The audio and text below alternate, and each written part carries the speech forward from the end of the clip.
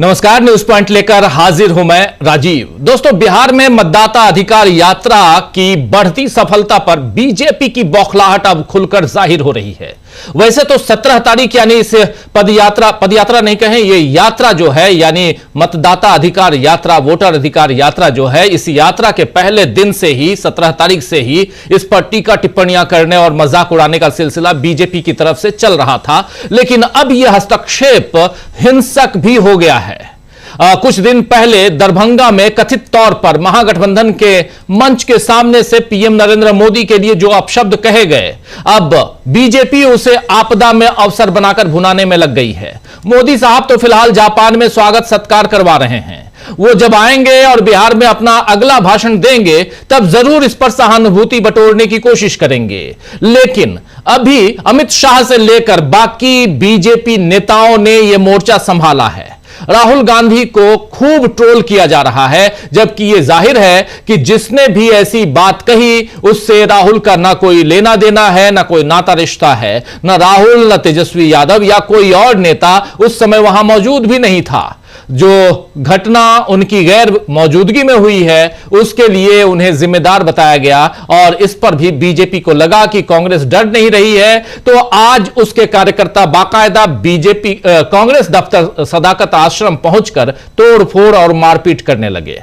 सदाकत आश्रम जो है ये पटना में है और इसके कई वीडियो सामने आए हैं। ये देखिए, ये तस्वीर आपके सामने है और कांग्रेस कार्यकर्ताओं का यहां तक आरोप है कि पुलिस के लोग भी बीजेपी के झंडों के साथ सदाकत आश्रम पहुंचे। हालांकि बीजेपी को याद रखना चाहिए दोस्तों कि सदाकत आश्रम कांग्रेस पार्टी का दफ्तर होने के साथ साथ स्वाधीनता संग्राम का अहम पड़ाव रहा है। यहां अंग्रेजी शासन की बेड़ियां काटने की रणनीतियां बनती थीं। इसकी स्थापना मौलाना मजरूल हक ने 1921 में की थी। 20 एकड़ में फैले सदाकत आश्रम, इस आश्रम की जमीन मौलाना मजरूल हक के दोस्त खैरून मियां ने राष्ट्रीय आंदोलन के लिए दान कर दी थी। राष्ट्रीय आंदोलन मतलब अंग्रेजों के खिलाफ जो आंदोलन, उस आंदोलन के लिए ये पूरी की पूरी जमीन खैरून मियां ने दान की थी मौलाना मजरूल हक को।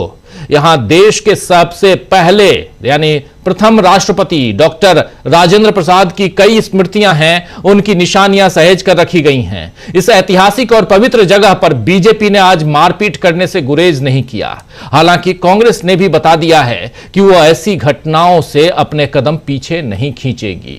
राहुल गांधी ने आज इसके बाद लिखा, क्या कुछ लिखा है जरा उसको आपके सामने रखना चाहता हूं। ट्विटर पे उन्होंने लिखा कि सत्य और अहिंसा के आगे असत्य और हिंसा टिक ही नहीं सकते। मारो तोड़ो, जितना मारना तोड़ना है, हम सत्य और संविधान की रक्षा करते रहेंगे, सत्यमेव जयते।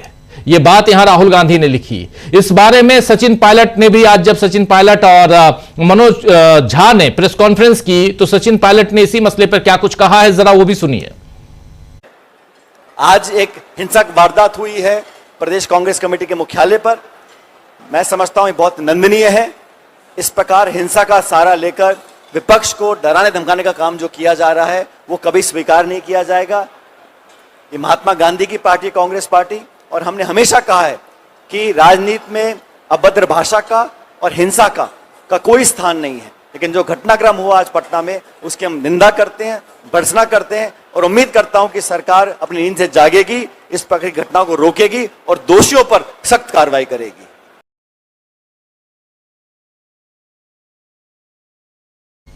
आपको बता दूं दोस्तों कि इधर पटना में बीजेपी हंगामा करती रही और उधर यात्रा यानी वोटर अधिकार यात्रा बढ़ते हुए बेतिया से गोपालगंज और गोपालगंज से सिवान पहुंच गई। इस यात्रा में शामिल होने के लिए आज अखिलेश यादव पटना पहुंचे और कल वो छपरा से इस यात्रा के गवाह बनेंगे। कर्नाटक के सीएम सिद्धारमैया भी कल यात्रा में शामिल होंगे। अखिलेश यादव ने तो इस यात्रा की सफलता को देखते हुए कहा है कि बीजेपी का बिहार से पलायन होने जा रहा है। अब बीजेपी का बिहार से पलायन होने जा रहा है। पटना एयरपोर्ट पर पहुंचकर इन्होंने मीडिया से बात करते हुए, अखिलेश यादव ने मीडिया से बात करते हुए क्या कुछ कहा, जरा सुन लीजिए। यूपी, बिहार, यहाँ के लोग पलायन कर रहे हैं। कम से कम तेजस्वी जी ने यहाँ बिहार में लाखों लाख नौकरी दी। बिहार की जनता को तेजस्वी जी पर भरोसा है पलायन नहीं होने देंगे बेरोजगारों का। लेकिन एक बात जो साबित हो रही है कि भारतीय जनता पार्टी का बिहार से पलायन होने जा रहा है। तो सुन रहे थे आप, यहां पर साफ साफ बिहार से पलायन होने जा रहा है बीजेपी का, अखिलेश यादव कह रहे हैं। और इसी तरह का दावा मनोज झा ने भी किया है। मनोज झा भी प्रेस कॉन्फ्रेंस में थे, आपको अभी से थोड़ी देर पहले बताया कि मनोज झा और सचिन पायलट ने आज प्रेस कॉन्फ्रेंस की। अभय दुबे भी थे उस प्रेस कॉन्फ्रेंस में। इन लोगों ने जो बातें कही हैं उसमें मनोज झा ने क्या बात कही, आरजेडी के सांसद हैं, सुनिए जरा। मैं आपको सीधे तौर पे एक बात कह दूं, ये लोग बीच बीच में अपने एक गाना सुना होगा, ठहरे हुए पानी में कंकर न मार। तो जब जब इनको लगता है बहाव इनके खिलाफ जाता है तो जोशी जी सक्रिय हो जाते हैं। इनके जो जोशी जी हैं तो वो मूड ऑफ द नेशन करवाते हैं। Mood off the nation is clearly oust mister Modi, oust BJP. और आज अगर चुनाव हो जाए, काल्पनिक सवाल में नहीं जाना चाहिए, लेकिन आज अगर चुनाव हो जाए तो मैं समझता हूं कि मोदी जी को अपने लिए दूसरा विकल्प ढूंढना होगा। तो सुन लिया आपने, यहां पर साफ साफ कह रहे हैं कि काल्पनिक सवाल है, लेकिन सच्चाई यही है कि इस वक्त देश का मूड मोदी के खिलाफ जा रहा है और इसमें चुनाव आयोग का बड़ा हाथ है। यहां पर साफ साफ नरेंद्र मोदी को अपना विकल्प ढूंढना होगा, यह बात कह रहे थे मनोज झा। मोदी की सत्ता सुरक्षित रहे इसलिए वोटर लिस्ट में चुनाव आयोग हेरफेर कर रहा है, यह आरोप विपक्ष ने लगाए, इसके सबूत भी दिए। वहीं एसआईआर पर भी ऐसे ही आरोप लगाए गए। लेकिन चुनाव आयोग के पास अपने बचाव में कहने के लिए कुछ भी नहीं है। आज कांग्रेस ने एक और खुलासा किया है कि एसआईआर पर आरटीआई के सवालों के जवाब चुनाव आयोग नहीं दे पाई है। कांग्रेस ने आज जो कुछ लिखा है जरा वो भी आपके सामने रखना चाहता हूं। कांग्रेस लिख रही है कि आरटीआई में चुनाव आयोग से एसआईआर से जुड़े कुछ सवाल पूछे गए। चुनाव आयोग ने जो जवाब दिए हैं वो चौंकाने वाले हैं। सवाल नंबर 1, यहां सवाल कि एसआईआर के निर्णय को चुनाव आयोग ने कैसे मंजूरी दी, इसकी प्रक्रिया क्या थी। इसका जवाब मिला इसकी कोई फाइल मौजूद नहीं है। सवाल फिर से, आपने एसआईआर के लिए जिस स्वतंत्र मूल्यांकन का हवाला दिया था वो दिखा दीजिए। इसका जवाब मिला हमारे पास उसका कोई रिकॉर्ड नहीं है। फिर सवाल कि बिहार के 2003 की मतदाता सूची पुनरीक्षण के दिशा निर्देशों की प्रति दीजिए। जवाब मिला वो तो नहीं है, 2025 का आदेश ले लीजिए। तो साफ है, यहां पर लिखा जा रहा है, साफ है कि कांग्रेस लिख रही है, साफ है कि चुनाव आयोग जानबूझकर जानकारी छिपा रहा है जो लोकतंत्र के लिए बेहद खतरनाक है। चुनाव आयोग का काम साफ सुथरी वोटर लिस्ट तैयार कर निष्पक्ष चुनाव करवाना है, लेकिन अफसोस कि वो वोट चोरी में बीजेपी का साथ दे रहा है, सबूतों को ठिकाने लगा रहा है, देश से सच्चाई छिपा रहा है। शर्मनाक। तो चुनाव आयोग के लिए शर्मिंदगी की नौबत बन रही है। वहीं अब सुप्रीम कोर्ट में भी मुसीबत बढ़ रही है दोस्तों, क्योंकि 1 सितंबर को फिर से सुनवाई होनी है। एसआईआर की सुनवाई जो है उसकी तारीख लगाई गई है, दी गई है तारीख सुप्रीम कोर्ट की तरफ से 8 सितंबर को। लेकिन आज एक स्पेशल सुनवाई करने की गुजारिश की गई 2 वकीलों की तरफ से।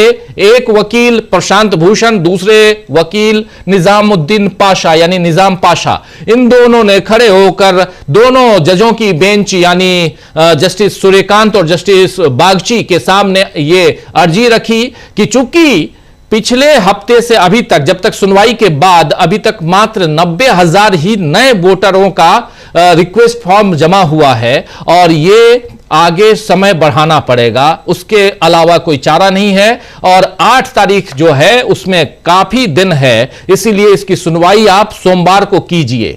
और सुप्रीम कोर्ट ने, अदालत ने एसआईआर से संबंधित याचिकाओं पर सोमवार यानी 1 सितंबर को सुनवाई पर सहमति व्यक्त कर दी, ताकि दावे और आपत्तियां दायर करने की समय सीमा बढ़ाने की मांग करने वाले आवेदनों पर विचार किया जा सके। यानी एक बड़ी जीत यहां पर विपक्ष की आज हो गई है, ताकि इसलिए क्योंकि 1 तारीख को सुनवाई होगी एसआईआर पर। आप हमारे साथ 1 तारीख को 2 कार्यक्रमों में बने रहेंगे दोस्तों। एक कार्यक्रम एसआईआर पर सुप्रीम कोर्ट में सुनवाई होगी, दूसरा कार्यक्रम सीधे उधर पटना में पदयात्रा होगी, क्योंकि उसी दिन समापन है इस वोटर अधिकार यात्रा की। हमारी पूरी टीम पटना में रहेगी और इधर न्यूज रूम से, स्टूडियो से हमारी पूरी टीम आपके साथ रहेगी। तो एक बहुत बड़ा दिन होने जा रहा है, सुप्रीम कोर्ट से लेकर सड़क तक, बिहार की राजधानी पटना तक आपको हम बहुत कुछ दिखाएंगे, बहुत कुछ बताएंगे। आज से ही सोमवार 1 तारीख के लिए अपना समय आप सुरक्षित कर लीजिए। आइए दोस्तों, आज चर्चा करेंगे इधर न्यूज पॉइंट में कि किस तरह चुनाव आयोग और बीजेपी अब एक साथ घिरते जा रहे हैं और दोनों एक दूसरे को बचा भी नहीं पा रहे हैं। राहुल गांधी जो तेजस्वी यादव के साथ पदयात्रा पर हैं, यात्रा पर हैं, माफी चाहूंगा, और राहुल गांधी ने कैसे बड़ा झटका दे दिया है बीजेपी को, और दूसरी तरफ सुप्रीम कोर्ट में कैसे फंस गया है चुनाव आयोग। इन सब पे हम चर्चा करेंगे। हमारे साथ कुछ वरिष्ठ साथी जुड़े हुए हैं, उन सबसे पहले आपका परिचय करवाता हूं, आगे बढ़ते हैं। देखिए, इस वक्त 5 वरिष्ठ साथी जुड़े हुए हैं। सुनील शुक्ला जी हमारे साथ जुड़े हुए हैं, हमारे साथ जुड़े हुए हैं प्रशांत टंडन जी, उधर डॉक्टर अखिलेश कुमार जी हमारे साथ जुड़े हुए हैं सीधे पटना से, और अमलेंदु उपाध्याय जी जुड़े हुए हैं। साथ में उधर सिवान से हमारे साथी इकरार जुड़े हुए। हमारी टीम इस वक्त इस यात्रा के साथ साथ चल रही है। सिवान पहुंच गई है ये यात्रा, बेतिया, गोपालगंज, सिवान, अब कल छपरा से शुरुआत होगी इस यात्रा की, और उधर चलेंगे। इस वक्त जब चर्चा चल रही है उधर भाषण चल रहा है, वो भी दिखाएंगे, हम वहां तक भी चलेंगे। लेकिन जरा सबसे पहले प्रशांत टंडन जी आपके पास आना चाहता हूं। प्रशांत जी, इस यात्रा को लेकर बहुत सारी बातें हो रही हैं, लेकिन कल से एक नई बात यहां आ गई कि राहुल गांधी ने अपने मंच से नरेंद्र मोदी जी को गाली दिलवाया, उनकी मां को लेकर बातें हुई। जरा आएंगे आपके पास। इकरार हमारे साथ जुड़ गए हैं। इकरार, आवाज आ रही है हमारी? जी बिल्कुल। क्या कुछ चल रहा है इकरार? आप सिवान में हैं और भाषण अभी थोड़ी देर पहले मैं देख रहा था कि कन्हैया कुमार भाषण दे रहे थे, लेकिन क्या चल रहा है मंच के बाहर? मंच पर जो चल रहा है वो तो हम देखते रहते हैं, मंच के बाहर क्या कुछ हो रहा है? था वो दिन एक तरह से अगर आप कहें तो बीजेपी की जो बौखलाहट है वो जो 13 दिन आज इस यात्रा को हो गए, 13 दिन की बौखलाहट आज जो वो देखी गई सदाकत आश्रम पर। वहाँ बीजेपी के जो कार्यकर्ता हैं, उन कार्यकर्ताओं ने किस तरह से जो है जानबूझकर वहाँ हम इसे कहेंगे कि इस वारदात को अंजाम दिया, क्योंकि सुनियोजित साजिश के तहत था। क्योंकि एक जो मंत्री है, बिहार सरकार में मंत्री हैं, वो बाकायदा वहाँ कार्यकर्ताओं को लेकर आते हैं और किस तरीके की जो वहाँ पर लाठी डंडे से लेकर पत्थरबाजी तक हो रही है। विजुअल्स में हम नहीं कह रहे हैं, विजुअल्स में साफ दिख रहा है कि किस तरह से ये बीजेपी की जो बौखलाहट है वो बढ़ती जा रही है इस यात्रा को लेकर। इस यात्रा में लगातार जो लोगों का जुड़ना है वो जारी है। आज बेतिया से जो इस यात्रा की शुरुआत हुई पश्चिमी चंपारण से, और गोपालगंज होते हुए ये यात्रा सिवान पहुंची है। और अब मानेंगे कि ये यात्रा 2 बजे से राहुल गांधी 2 से 2:30 बजे से यहाँ वहाँ से विश्राम करने के बाद में, दरअसल यात्रा का एक रूट है, वो सुबह 8 बजे यात्रा शुरू होती है, 11:30 बजे फिर थोड़ी देर के लिए रुकती है। उसके बाद में 2 से 1:30 से 2 बजे के बीच वो लंच के लिए रुकते हैं। तो लंच जो इस यात्रा ने किया वो गोपालगंज में किया। गोपालगंज के बाद में जब राहुल गांधी चले, उनसे पहले हम लोग वहाँ से निकल कर आए थे, क्योंकि जाम इतना जबरदस्त लगता है, अगर हम यात्रा के पीछे रह जाते हैं तो हम जो गंतव्य पे कभी नहीं पहुंच पाएंगे, 2 से 3 घंटे लेट पहुंचेंगे। इस तरह से लोगों का जो जुड़ना है वो लगातार जारी है। और यही बौखलाहट आज आपने देखी कि पटना में किस तरीके से बीजेपी नेताओं ने निकाली। मैं आपको जिस तरह से पटना में आज जो वारदात हुई उसका जवाब जो है वो 1 तारीख को कांग्रेस पार्टी देगी। मैं हिंसा की बात नहीं कर रहा हूं, लेकिन इतना बड़ा ये जो पदयात्रा जो होने जा रही है उसके लिए लगातार कांग्रेस पार्टी अपने कार्यकर्ताओं से कह रही है, आम लोगों से भी अपील कर रही है कि आप इस वोट अधिकार यात्रा में शामिल होइए, क्योंकि ये यात्रा जो है वो आपकी यात्रा है। आप लोगों के हक की जो लड़ाई है वो राहुल गांधी लड़ रहे हैं। और राजीव जी, अचानक हम जब यहाँ सिवान पहुंचे, लोगों से बात कर रहे थे, तो एक मृत महिला हमारे सामने आकर खड़ी हुई हो गई और उनका, भैया मैं जिंदा हूँ। मैंने कहा आप जिंदा तो हमें दिख रही हैं। तो उन्होंने अपने डॉक्यूमेंट दिखाकर कहा कि भैया ये देखिए, मुझे मरा हुआ घोषित कर दिया है और मेरा नाम काट दिया है और मैं आपके सामने जीती जागती खड़ी हूँ।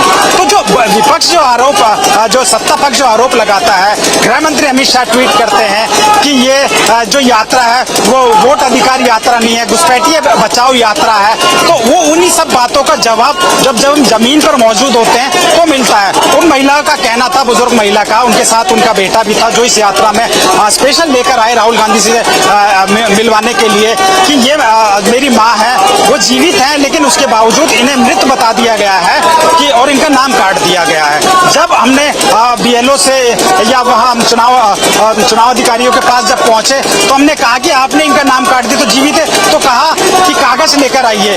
अब बताइए, साक्षात वो महिला सामने खड़ी है, उसके पास सारे डॉक्यूमेंट्स हैं, उसके बावजूद जो है वो कागज मांगे जा रहे हैं। तो जो ये यात्रा का जो मकसद है, मुझे लगता है कि बहुत हद तक जो कांग्रेस पार्टी है, राहुल गांधी, तेजस्वी यादव जो लोगों में देना चाहते थे, और जिस सच्चाई, देखिए पॉलिटिकल यात्राएं बहुत होती हैं, लोग आरोप लगाते हैं कि चुनाव आ रहे हैं, चुनाव के दौरान ये यात्राएं की जा रही हैं, लेकिन ये यात्रा चुनाव से संबंधित ना होकर ये लोगों के मुद्दे से जुड़ी हुई यात्रा है। 65 लाख लोगों का नाम काटे जाना और उसके बाद में उसे जुड़वाने के लिए लोगों को एड़ी चोटी का जोर लगाना, ये अपने आप में एक बहुत बड़ी विडंबना है। उसके साथ साथ ही अगर हम यात्रा से जुड़े बात करें, जिस रूट पर भी यात्रा जा रही है, वहाँ न सिर्फ कार्यकर्ता सभी पार्टियों के साथ होते हैं, आम लोग भी आ रहे हैं और अपनी अपनी जो परेशानी है वो बता रहे हैं। कई लोग हमें ऐसे मिलते हैं कि भैया मैं दिल्ली में नौकरी करता हूं, लेकिन मेरे घर वालों के जो नाम काट दिए गए हैं और मैं पिछले 1 हफ्ते से छुट्टी लेकर उनका नाम जुड़वाने में लगा हूं। तो लोगों में एक इस बात का भी है कि अपना रोजगार छोड़कर, आपको पता बिहार से बहुत सारे युवा जो है वो अन्य राज्यों में नौकरी करने के लिए जाते हैं, वो छोड़कर यहाँ आ रहे हैं और इन कामों में लग रहे हैं। उनकी पैसे की बर्बादी, समय की बर्बादी, तमाम तरीके की बर्बादी। वही जब हम राजीव जी लोगों से ये पूछते हैं कि आप बाहर जब नीतीश बाबू ये कहते हैं कि हमने 50 लाख युवाओं को रोजगार दिया, तो आप लोग बाहर क्यों जा रहे हैं? तो लोगों का साफ ये कहना है कि ये तो जुमले की सरकार है। जिस तरह से वो जुमलेबाजी दिए जाते हैं, आज बिहार के जो लोग हैं वो बाहर ना जाएं। अगर यहाँ पर उद्योग स्थापित हो और यहाँ पर बड़ी बड़ी फैक्ट्रियां लगती हैं तो अडानी अंबानियों की लगती हैं, और वो भी गुजरात के लोग जो है वो गुजरात में लगती है। एक शख्स ने तो मुझे बताया कि कुछ फैक्ट्रियां हैं जो यहाँ लगनी थी, वो अब यहाँ ना लगकर गुजरात में लग रही हैं। तो इस तरह के जो लोग हैं वो इस यात्रा से जुड़ रहे हैं। जमीन पे रहने का यही फायदा है कि हर मुद्दे की जो समझ है वो आ जाती है। हम लोग दिल्ली में रहते हैं और इस तरह से इतना जो वहाँ की राजनीति है वो बहुत अलग है, और यहाँ जो आम लोगों में जो इसकी सोच है और जो इस यात्रा के बारे में जो सोच है वो उसमें बहुत ही ज्यादा जो है डिफरेंस नजर आ रहा है। बिल्कुल बिल्कुल, आप हमारे साथ बने रहिए। आप समझ रहा हूं मैं कि उधर काफी शोरगुल है, हल्ला है, और उसमें आपकी आवाज हालांकि आ रही है, बिल्कुल बुलंद आवाज। हमारे साथ प्रेम कुमार जी भी जुड़ गए हैं। प्रेम कुमार जी, आप भी उधर बिहार में ही हैं और आपका स्वागत है। जरा जल्दी से आपके पास भी पहले आता हूं, फिर अखिलेश जी के पास भी आता हूं, हमारे तमाम साथी बने हुए हैं। जल्दी प्रेम कुमार जी, क्या कुछ उधर आज पटना में जो कुछ हुआ आपने देखा क्या? देखिए, फिजिकली तो मैं प्रेजेंट नहीं था, तो लेकिन पटना में मौजूद हूं, तो उसकी गहमा गहमी थोड़ी देर सही लेकिन हम तक पहुंची, उसकी प्रतिक्रियाओं के बीच हूं। और फिर पूरी मीडिया में यह खबर बनी और सबने इस चीज को देखा, लेकिन मीडिया ने इस खबर को कैसे दिखाया? आमतौर पर जैसे होता है टीवी चैनलों में भी आप देखते हैं कि अगर अपोजिशन का व्यक्ति कुछ बोल रहा होता है तो उसको, अगर उसको गलत होता है तो उसको तो डांट डपट करके जलील कर दिया जाता है, लेकिन अगर सत्ता पक्ष का व्यक्ति कुछ बोल रहा होता है तो फिर थोड़ी देर तक उसको बोलने दिया जाता है। गलत भी बोल रहा है तो बोलने दिया जाता है। बाद में कहते हैं कि आप लोग दोनों लड़िए मत, आप लोग दोनों चुप हो जाइए। पहले सत्ता पक्ष से खूब गाली गलौज करवा दिया जाता है, उसके बाद कहते हैं आप लोग लड़िए मत। यानी एक तरफा हमले को, एक तरफा आक्रमण को दो गुटों का झगड़ा बता दिया जाता है, जैसे आम पुलिस भी आमतौर पर करती। यहां भी वही हुआ। देखिए, भारतीय जनता पार्टी योजनाबद्ध तरीके से कि हम कांग्रेस के दफ्तर पर प्रदर्शन करने जा रहे हैं बोलकर वहां हमले करती है, गेट खोलकर घुसती है, जबरदस्ती लात मारकर घुसती है, उसके सारे विजुअल्स हैं। पुलिस की सामने रोक नहीं रही है, उसको बिल्कुल असहाय दिख रही है या मानिए कि उनका साथ दे रही है। ये स्थिति बनी और थोड़ी देर में ही झगड़ा हुआ कहने का मतलब कि बीजेपी जब कांग्रेस के दफ्तर में घुस गई तो कांग्रेस के भी लोग भी अंदर से बाहर निकले, फिर वो खदेड़ा खदेड़ी हुआ। उसके बाद जब कांग्रेस के लोग थोड़ा हावी होने लगे तो पुलिस फिर बीजेपी की तरफ से एक्टिव हो गई। तो ये नजारा सबने देखा है और मीडिया का आप पूरी रिपोर्टिंग देखिए, ये इसको दो गुटों का झगड़ा बता रही है। सीधे सीधे बीजेपी का कांग्रेस के दफ्तर पर आक्रमण है, ये हमला है ये, लेकिन इसको दो पार्टी के बीच झगड़े का बोल करके मीडिया पंचायती करती हुई नजर आ रही है। ये साफ तौर पर दिख रहा है। ये एक घटना के बारे में हमने कहा। दूसरी बात यह है कि ये घटना घटी क्यों? बीजेपी इसको वाजिब ठहरा रही है कि हमारे प्रधानमंत्री, देश के प्रधानमंत्री, उनकी शान में गुस्ताखी हुई है, उनकी मां को गाली दी गई है और बीजेपी के कई बड़े नेताओं ने कहा भी है कि ये बर्दाश्त नहीं किया जाएगा। तो ये बर्दाश्त नहीं किया जाएगा तो इसका क्या मतलब है?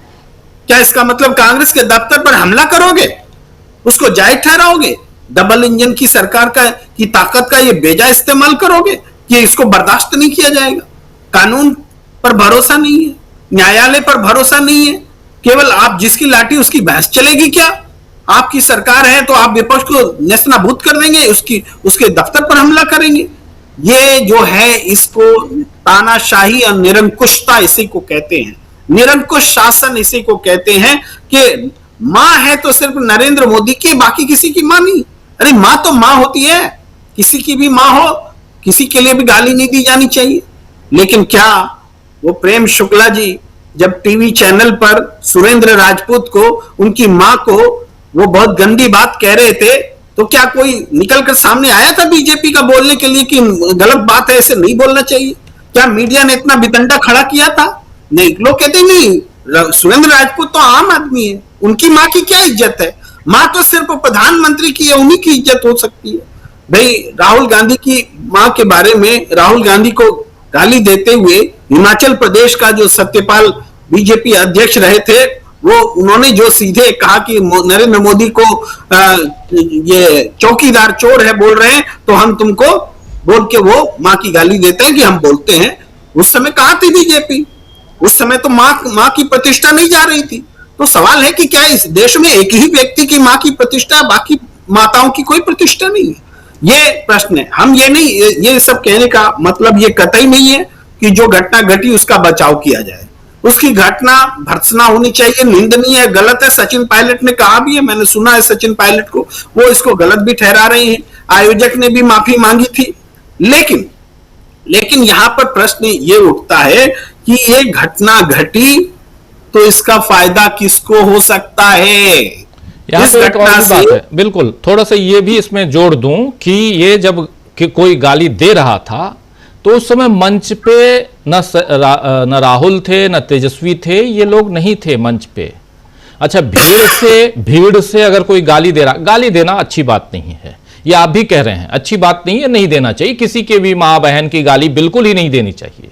लेकिन जब नहीं है और जो आयोजक है वो माफी मांग रहा है, उसके बाद इसको मोल्ड करना उस हिसाब से। एक खबर यह भी आई कि एडीजी जो लॉ एंड ऑर्डर हैं बिहार के, उन्होंने कहा है कि कोई आतंकवादी यहां पे नहीं घुसा है।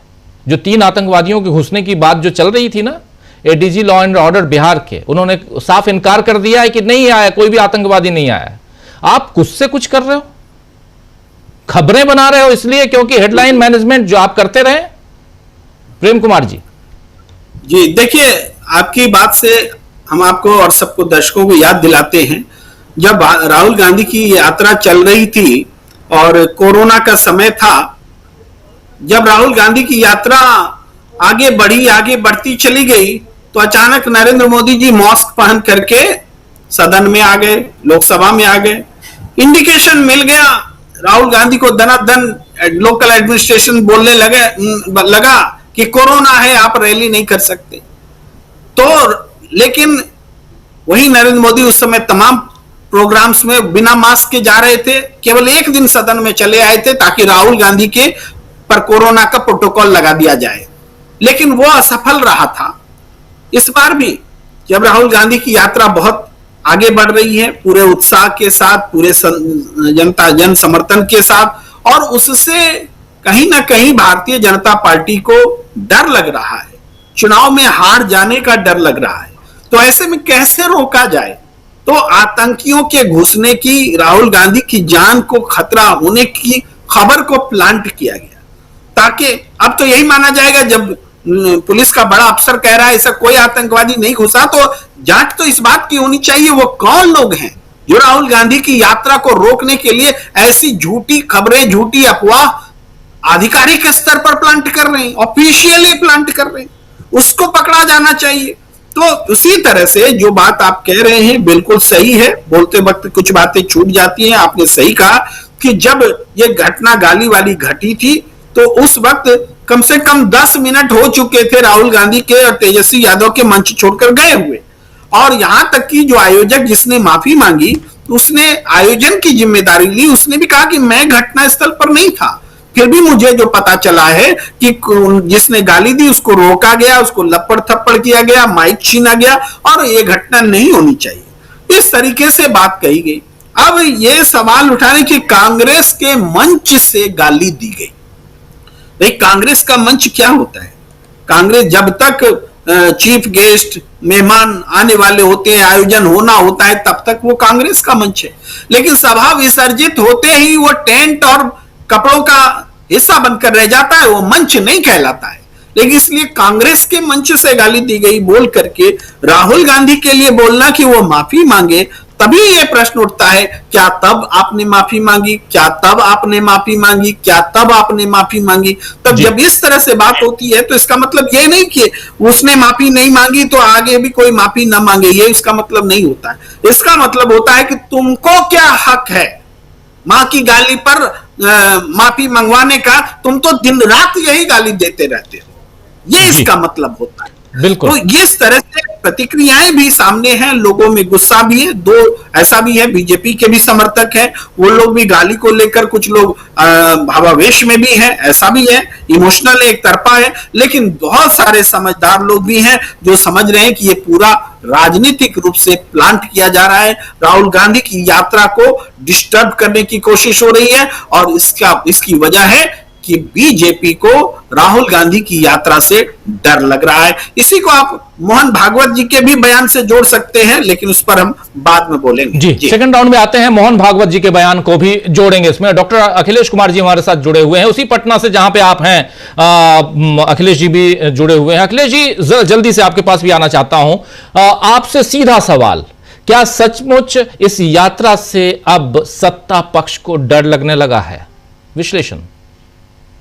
इसमें कहीं कोई शक नहीं है कि राहुल गांधी जिस तरह से यात्रा किए, इसके पहले भी जब यात्रा किए थे वो, तो इसका सीधा प्रभाव राजनीति पे पड़ा था, और उसका परिणाम आप देखिए कि जो बीजेपी 400 पार कह रही थी वो बहुमत भी हासिल नहीं कर सकी।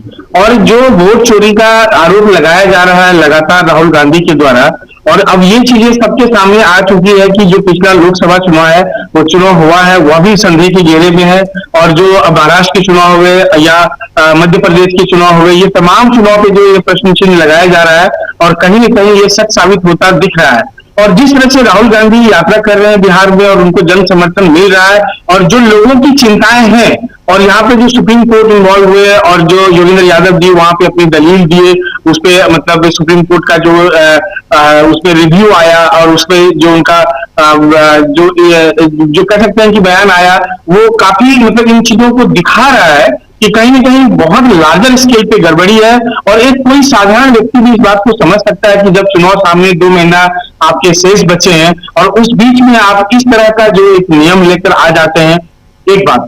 दूसरी बात, जो जिस तरह से मतलब चुनाव आयोग को डिफेंड करती है राजनीतिक पार्टियां, खास करके बीजेपी, यह भी मतलब बहुत चिंताजनक है। जो भारतीय लोकतंत्र का अपना ब्यूटी है, यहाँ पे चुनाव आयोग को अपना इंडिपेंडेंस मिला हुआ है, ऑटोनॉमी मिला हुआ है, और यहाँ पे अगर कोई राजनीतिक पार्टी उसको डिफेंड करती है तो इसका मतलब दोनों का गठजोड़ है।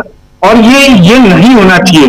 जो लोग भी इसमें इन्वॉल्व हैं, चुनाव आयोग के लोग भी जो इन्वॉल्व हैं, जो अब खुद को अपने संदेह के घेरे में ला रहे हैं, कहीं ना कहीं अभी वो पद पाने के लालच में चीजों को दूसरी दिशा में लेके जा रहे हैं, लेकिन एट द एंड जो भारत का हमारा लोकतंत्र है उस पर ये करारा प्रहार है।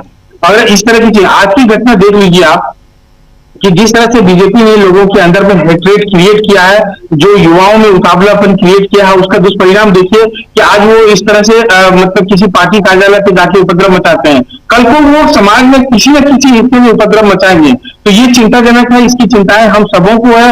एक जिम्मेदार नागरिक होने के नाते जिस दिशा में हमारा राजनीतिक प्रतिद्वंदिता आगे बढ़ चुका है, कल को ये क्या होगा? कल को अगर मान लीजिए यहाँ पे महागठबंधन की सरकार बनती है, आरजेडी और कांग्रेस की सरकार बन जाती है, तो क्या ये किसी मुद्दे पे बीजेपी के दफ्तरों पे जाकर हमला करेंगे? तो उसको क्या हम उसको डिफेंड करेंगे, उसको अच्छा मानेंगे? तो जो भी चीज हो रहा है, ये जो अतिवाद है, ये हमारे लोकतंत्र के लिए बहुत खतरनाक है। और बीजेपी इस तरह से जो कर रही है इस समय में, और जिस तरह से वहां पे मुझे ऐसा लग रहा है कि कोई वरिष्ठ जो राजनेता थे वह भी गए थे उस जगह में, ये सही तरीका नहीं है, ये विरोध प्रदर्शन नहीं है, ये एक तरह से असॉल्ट है। और इसको राजनीतिक विरोध तो कह ही नहीं सकते। राजनीति में विरोध का जगह है, हर व्यक्ति किसी राजनीतिक अपने स्टैंड को लेकर के विरोध कर सकते हैं, प्रदर्शन कर सकते हैं, लेकिन जिस तरह से उपद्रव किए गए किसी पार्टी कार्यालय में जाकर के, अगर पुलिस नजरिए से देखें तो वो पीओ कहाँ है?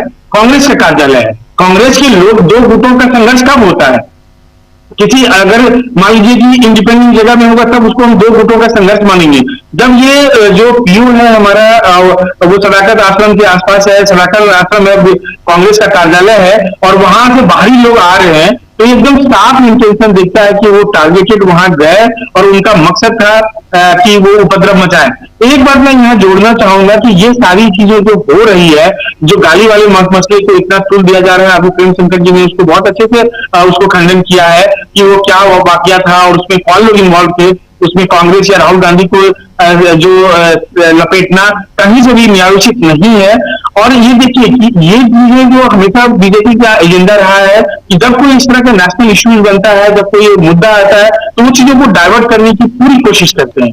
तो आज जो एसआईआर का मुद्दा है, जो एक जन का मुद्दा बनता जा रहा है बिहार जैसे प्रदेश में, एक एक छोटा व्यक्ति जो एकदम समझिए कि हमारा डेमोक्रेसी के निचले पायदान पे है, ग्रामीण परिवेश के लोग हैं, उनके दिमाग में भी चल रहा है कि हमारे वोट की चोरी हो रही है, हमारा जो वोट देने का अधिकार है, जो कॉन्स्टिट्यूशनल राइट है, अम्बेडकर इसके लिए बहुत लड़े थे, तो उसको छीना जा रहा है। उसको छीनने का एक प्रोसेस है।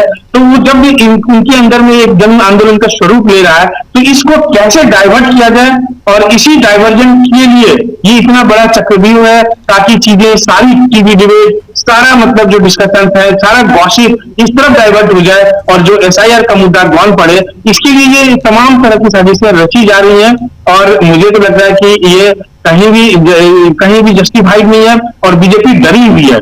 जब इस तरह का पार्टी कोई डर में आता है तभी इस तरह का असॉल्ट करते हैं वो। और जो अगर मान लीजिए टैक्टिकल माने इसको, तो यह भी एक बीजेपी का बहुत रॉन्ग टैक्टिकल मूव है, क्योंकि इस तरह का जब कभी आक्रमण होगा तो उसका फायदा हमेशा अपोजिट एंड को होगा। जो कांग्रेस है विक्टिम कार्ड, अभी वो प्लान में होगा कि ये एक विक्टिम कार्ड भी है उसके लिए। तो ये तो मतलब समझिए कि हर तरफ से बीजेपी इसमें झुकी नजर आ रही है। बौद्धिक स्तर पे भी लग रहा है कि ये बहुत ही खराब प्लान है। जिसने भी इसको किया होगा कि वो प्रधानमंत्री को खुश करने के लिए, पार्टी में टिकट पाने के लिए, या पार्टी में अपना ओहदा बढ़ाने के लिए प्लान कर लिए होंगे, उपद्रवियों को जमा किए होंगे, और वो मूव ऑन हो गए और उस तरह का असॉल्ट क्रिएट कर दिए। तो ये तो कहीं भी जस्टिफाइड नहीं है। हम लोग इसका पुरजोर विरोध करते हैं, चाहे वो गाली देने का प्रकरण हो उसका भी पुरजोर विरोध करते हैं। ये कहीं पे भी हमारे सभ्य समाज में जस्टिफाइड नहीं है, वैलिड नहीं है। और जिस तरह से बीजेपी के कार्यकर्ताओं द्वारा आक्रमण किया गया किसी राजनीतिक पार्टी के कार्यालय पे, यह भी जस्टिफाइड नहीं है। जी बिल्कुल बिल्कुल। प्रशांत जी, बिहार में सदाकत आश्रम पे हमला, सीधे सीधे अगर यही बात उल्टा होती, यानी कांग्रेस या विपक्ष के नेता जाते और बीजेपी मुख्यालय, बीजेपी के दफ्तर पे हमला करते, तो आज क्या होता? जरा सोचिए। और जाकर लात मारकर सदाकत आश्रम जो ऐतिहासिक जगह है उसके गेट को तोड़ने की कोशिश करना, लाठी डंडों के साथ जाना, ये सब कुछ आप सारे विजुअल आप लोगों ने देखे हैं। ये क्या कहें इसको। और दूसरी सबसे बड़ी बात कि इसके साथ साथ राहुल गांधी की जो यात्रा है, राहुल गांधी का जो ट्वीट है वो बहुत इंपॉर्टेंट है। जिस वक्त ये यात्रा चल रही थी उसी वक्त ये ट्वीट को, जरा राहुल गांधी के ट्वीट को एक बार फिर से सत्यमेव जयते जो लेके आए। देखिए, सत्य और अहिंसा के आगे असत्य और हिंसा टिक ही नहीं सकते। मारो और तोड़ो, जितना मारना तोड़ना है, हम सत्य और संविधान की रक्षा करते रहेंगे, सत्यमेव जयते। ये उसी वक्त उन्होंने इस ट्वीट को सोशल मीडिया पे डाला, जिस वक्त इस अपने संदेश को सोशल मीडिया पे डाला, जिस वक्त ये घटना हो रही थी। प्रशांत जी, अभी तक जो ऐसा लग रहा है हमको कि बिहार बीजेपी के लिए वाटरलू बनता जा रहा है। एक के बाद एक लगातार गलतियां हो रही हैं। 65 लाख लोगों को बाहर कर दिया गया वोटर लिस्ट से। बीजेपी उनके साथ नहीं खड़ी हुई, वो चुनाव आयोग के साथ खड़ी हुई। केवल एसआईआर के साथ बीजेपी खड़ी होती चुनाव आयोग के साथ तो समझ में आ सकता था। 65 लाख लोगों के साथ बीजेपी खड़ी नहीं हुई। अब 3 लाख लोगों को चुनाव आयोग ने नोटिस भेजा, बीजेपी उनके साथ भी नहीं खड़ी हो रही। तो ये गलतियां वहां पे हो रही हैं। और एक बड़ी गलती जो बीजेपी, अगर माने कि बीजेपी चुनाव आयोग में बड़ा सामंजस्य है, क्योंकि एक दूसरे को लोग दोनों पब्लिकली डिफेंड करते हैं, तो ज्ञानेश कुमार की प्रेस कॉन्फ्रेंस डिजास्टर थी। उसने बहुत नुकसान किया बीजेपी का। वो अभी तक सोशल मीडिया पे और खासकर युवाओं के बीच में, और आज भारत के पहले राष्ट्रपति जिनका अंतिम समय सदाकत आश्रम बीता, संविधान सभा के अध्यक्ष, वहां कांग्रेस पार्टी का भी ऑफिस है, उनका संग्रहालय भी है डॉक्टर राजेंद्र प्रसाद का, वहां पे हमला करना बहुत गलत संदेश जाएगा पूरे बिहार में। तो ऐतिहासिक धरोहर पे अगर आप हमला करेंगे, राष्ट्रीय आंदोलन से जुड़ी हुई जगहों पे हमला करेंगे, भारत के पहले राष्ट्रपति और संविधान सभा के अध्यक्ष का जहां अंतिम समय बीता, उस पे आप हमला करेंगे तो संदेश गलत जाएगा। इलेक्शन कमीशन ने एक और काम किया है, जो अभी आपने शुरू में बताया भी, कि सुप्रीम कोर्ट को भी गुमराह कर दिया उन्होंने। सुप्रीम कोर्ट को यह कहा कि 2003 की जो गाइडलाइन थी उसके बारे में चर्चा की, लेकिन उसकी गाइडलाइन कॉपी नहीं थी। और जो ट्रांसपेरेंसी एक्टिविस्ट हैं अंजलि भारद्वाज, उनकी आरटीआई पे भी मना कर दिया। सुप्रीम कोर्ट को चुनाव आयोग ने कहा कि हमने और इसका अप्रेजल किया, यानी एक इंडिपेंडेंट राय हमने ली एसआईआर करने से पहले। उसके बारे में आरटीआई में कह रहे हैं कि ऐसे कोई दस्तावेज हमारे पास नहीं है चुनाव आयोग के पास जी। तो ये सुप्रीम कोर्ट को भी गुमराह कर रहे हैं। तो लगातार गलतियां हो रही हैं। और जो राहुल गांधी की बुलेट मोटरसाइकिल पे यात्रा तेजस्वी यादव की, और उसके बाद ये खबरें प्लांट करवाना कि आतंकवादी घुस गए वहां पे, और फिर डीजीपी एडीजीपी उसको लॉ एंड ऑर्डर उसको डिनाई कर रहे हैं, ये सब चीजें बता रही हैं कि आपको आपके बस में नहीं, आप कंट्रोल नहीं कर पा रहे हैं। या जो इस पूरी यात्रा को तेजस्वी यादव और राहुल गांधी और सीपीआई-एमएल और वीआईपी पार्टी, ये इस यात्रा को जो जनता के बीच में ट्रैक्शन मिल रहा है, जो बातें जा रही हैं, उससे आप परेशान हैं, आपके पास जवाब नहीं है। और ये बात मैं शुरू से कह रहा हूं कि बीजेपी जो 65 लाख लोगों के नाम कटे हैं, इसमें एंट्री ही नहीं ले सकती है। इस पूरी मुहिम में बीजेपी की कोई दखल नहीं हो सकती है, क्योंकि आपने स्टैंड नहीं लिया। तो अब दखल करने के लिए अगर आप हमले और इन सब हथकंडों पे अपनाएंगे तो आप नुकसान करेंगे अपना।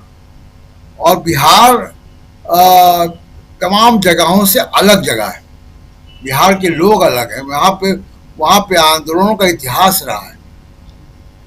तो लगातार गलतियों पे गलतियां बीजेपी कर रही है, जिसका संदेश बहुत नेगेटिव जा रहा है। जी राजीव जी बिल्कुल, संदेश निगेटिव ज्यादा। जल्दी से सुनील शुक्ला जी आपके पास आना चाहता हूं। सुनील जी, तमाम साथियों की बात आप सुन रहे थे और उधर बिहार में जो पटना में आज हुआ उस पर आपकी टिप्पणी। ये यात्रा कितना अंदर तक पहुंच चुकी है सुनील जी? क्या सचमुच यहां से, इस यात्रा से नरेंद्र मोदी को, उनकी पार्टी को, उनके कुनबे को, एनडीए को घबराना चाहिए? धन्यवाद राजीव जी।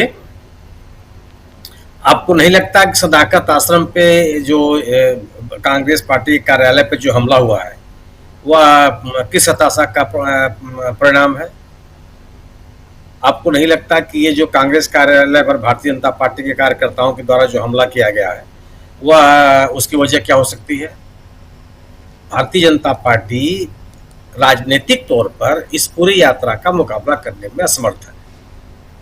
वह उसका कोई काउंटर नहीं कर पा रही है, इसके खिलाफ कोई काउंटर नैरेटिव नहीं बना पा रही है। वजह और यह इस मुद्दे को इंडिया दल समूह, खासतौर से राहुल गांधी ने लोगों को जन जन तक पहुंचाने में सफल हो गए हैं। और आप जो प्रधानमंत्री जी की माता जी के नाम पर गाली देने की बात कही गई, किसी को भी गाली देने की इजाजत नहीं होनी चाहिए, न उसका समर्थन किया जाना चाहिए। लेकिन उसके बाद जो घटनाक्रम सामने आ रहे हैं, जिस व्यक्ति को उस घटना के लिए जिम्मेदार ठहराया गया, उसकी गिरफ्तारी की गई, उसके बारे में कहा जा रहा है कि वह भारतीय जनता पार्टी के कार्यकर्ता के रूप में उसकी पहचान हुई। इस तरह के फोटो सार्वजनिक किए जा रहे हैं जिसमें वह पार्टी के वरिष्ठ नेताओं के साथ देखा जा रहा है। इस तरह के चित्र दिखाए जा रहे हैं जिसमें वह भारतीय जनता पार्टी का पट्टा जो उनका पटका वो पहने हुए दिखाई दे रहे हैं। कितना सही है कितना गलत है मैं नहीं कहता, लेकिन इसका खंडन भी किसी ने नहीं किया। और जिम्मेदार लोग इस पूरे के पूरे फोटोग्राफ्स को वायरल कर रहे हैं, सोशल मीडिया पे उपलब्ध है। सवाल इस बात का है कि आखिर कोई भी राजनीतिक दल जो इतना व्यापक तरीके से जनता की व्यापक सहभागिता के साथ अपने आंदोलन को चला रहा है, वह कोई ऐसी घटना में क्यों शामिल होगा जो उसके आंदोलन को बदनाम करता हो, उसकी विश्वसनीयता को कम करता हो, उसके ऊपर एक आरोप की शक्ल में कोई बात सामने आती हो, क्यों इन्वॉल्व होगा? उसके आयोजक ऐसी घटनाओं में क्यों शामिल हो और किसी को क्यों इजाजत देंगे? अगर और जिस तरीके से वो घटना घटी कि पूरा का पूरा कार्यक्रम खत्म हो जाता है, अचानक एक व्यक्ति आता है और इस तरह की अनाप-शनाप बात करने लगता है। जी सवाल इस बात, उसके बाद आज उसी घटना को लेकर के जब ये सवाल उठने लगा कि वह व्यक्ति कौन है जिसने यह कार्रवाई की, और जब उसके तह में लोग गए तो एक नए तथ्य सामने आए। तो ये जो वोटर अधिकार की जो यात्रा है ये लोगों तक पहुंची है, और लोगों तक कोई समाज का कोई ऐसा वर्ग नहीं है जो इससे प्रभावित न हो। समाज के सभी वर्ग के लोगों का जो मताधिकार से वंचित करने की जो कोशिश है वो सभी वर्ग इससे प्रभावित है। इससे बिहार का कोई ऐसा वर्ग नहीं है जो प्रभावित ना हो। और यह एक ऐसा प्रकरण सामने आया कि जिसको लेकर के भारतीय जनता पार्टी आमतौर पर एक सांप्रदायिक भेद पैदा करने में सफल हो जाती है, वो यह भी नहीं कर पा रही, क्योंकि इसमें केवल वर्ग विशेष के ही लोग प्रभावित नहीं है, समाज के सभी वर्ग के लोग प्रभावित हैं, और हर जाति के लोग, हर जाति समूह के लोग, हर इलाके के लोग। कोई विधानसभा क्षेत्र ऐसा नहीं है जहां इसका असर न पड़ा। और जब लोगों के मताधिकार के ऊपर हमले हो रहे हैं, तो भारतीय जनता पार्टी और उनके सहयोगी दल शांत है, बल्कि वह निर्वाचन आयोग के साथ खड़े हैं, जिस निर्वाचन आयोग पर विपक्ष, राहुल गांधी और इंडिया दल समूह के नेता लगातार हमला कर रहे हैं।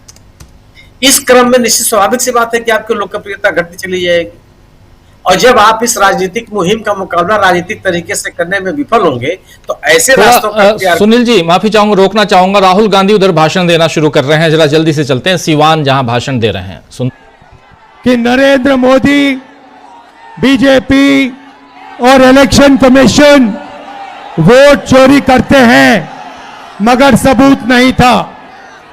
सबूत हमें महाराष्ट्र में मिला। लोकसभा में हमारा गठबंधन जीता, विधानसभा में बीजेपी का गठबंधन जीता। फर्क यही था कि लोकसभा के बाद तकरीबन 1 करोड़ फर्जी वोट महाराष्ट्र की वोटिंग लिस्ट में डाले गए। हमने इलेक्शन कमीशन से पूछा, ये देना भैया, ये देना। इलेक्शन कमीशन से पूछा, वोटर लिस्ट हमें दीजिए। इलेक्शन कमीशन ने वोटर लिस्ट नहीं दी। हमने पूछा वीडियोग्राफी दीजिए, वीडियोग्राफी नहीं दी। उसके बाद हमने बेंगलोर सेंट्रल कंस्टिट्यूएंसी में लोकसभा में इंक्वायरी, कांग्रेस पार्टी की इंक्वायरी कराई और पता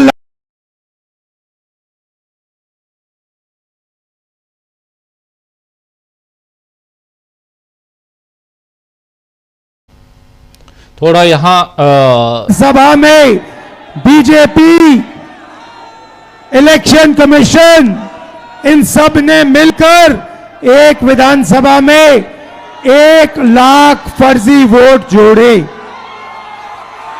भाइयों और बहनों, ये नरेंद्र मोदी जो चुनाव जीतते हैं, ये वोट चोरी करके चुनाव जीतते हैं। इसको समझिए, ये वोट चोरी करके चुनाव जीत रहे हैं और हमने इनको बता दिया है, पता लगा दिया है कि बिहार में 1 वोट चोरी नहीं होने देंगे।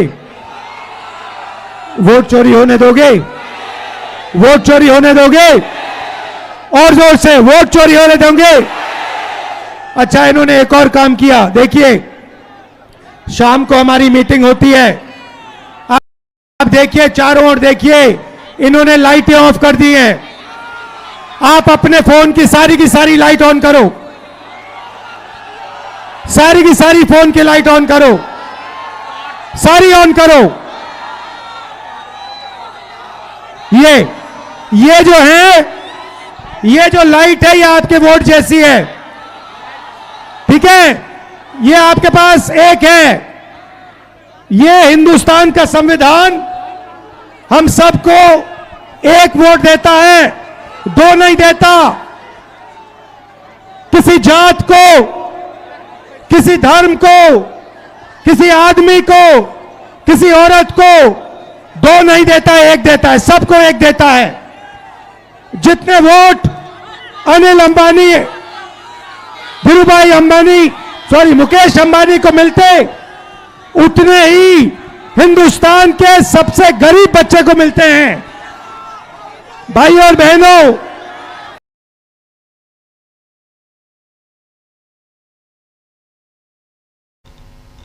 वहां से डिस्टरबेंस, और देख लीजिए डिस्टरबेंस ऐसा कि लाइट भी काट दी गई है। राहुल गांधी वहां हैं और भाषण दे रहे हैं, लेकिन ये ओछापन है। सुनील शुक्ला जी, इसको क्या कहेंगे? बिल्कुल बिल्कुल, इन चीजों से आप अपने राजनीतिक विरोधी से निपट नहीं सकते, ये संभव नहीं है।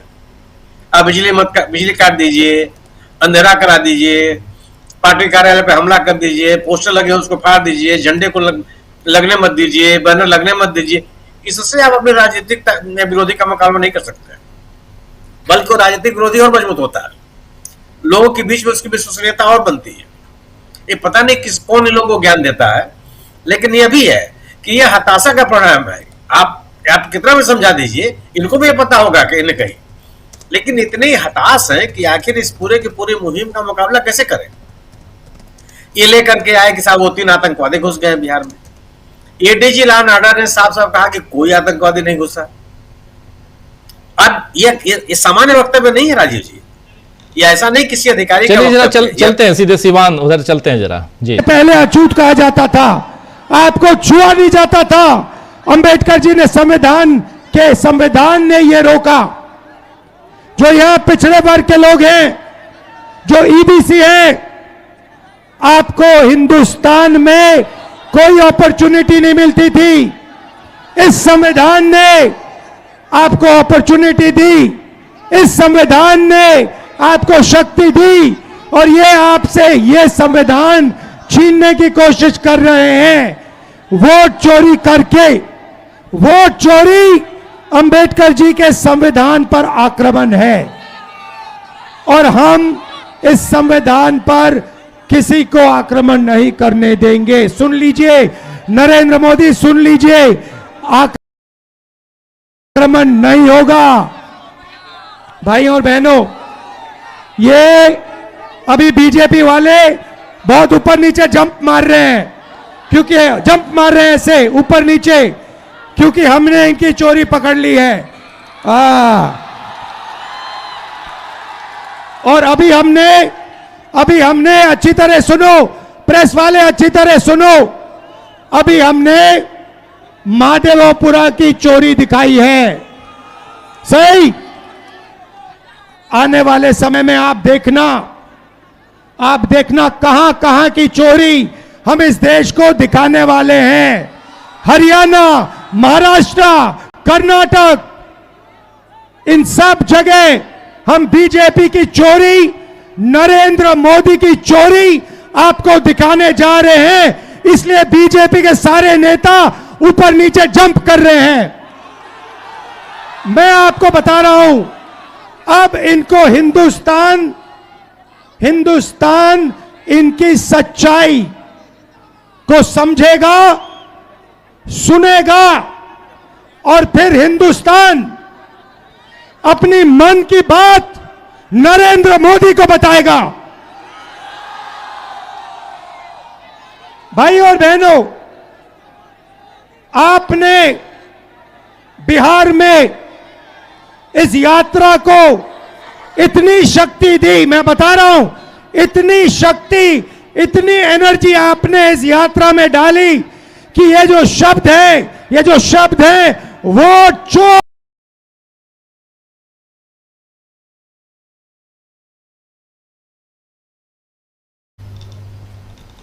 तो ये सुन रहे थे आप, यहां पर जरा फिर से ले चलते हैं क्योंकि बीच में डिस्टरबेंस काफी है, और जरा एक बार चलिए दोबारा चलते हैं। 6 साल